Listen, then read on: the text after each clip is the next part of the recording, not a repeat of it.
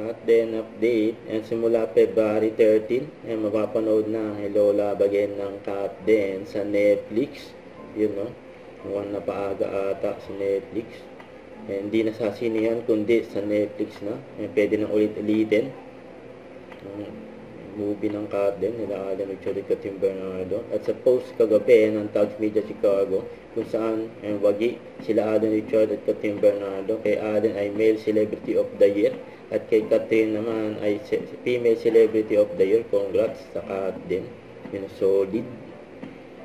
Saka ito pa, yung 7 Gawad Lasagna Neta ay sa January 27 atin kaya ang Cut then. Ito yung mga awards nila, Most Outstanding Film Actor saka Actress, saka Most Influential Celebrity si Catherine, at Most Outstanding Filipino Film ang Hello Love Again, at Pulang Araw ay Most Outstanding teleserye. Grabe, ang daming awards ng Cut then sunod.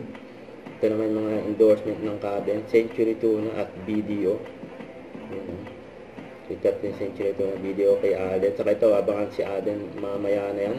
Coronation Night ng Miss Universe Philippines Laguna, kung saan special guest si Alden. Gaganapin sa Enchanted Kingdom, yun, no? Yan sa Santa Rosa. Ang dahil mga ganap ni Alden at Catherine, grabe yun. Don't forget to subscribe and click the notification bell for more update. This is Richard Action Vlog. Stay tuned for more update. See ya.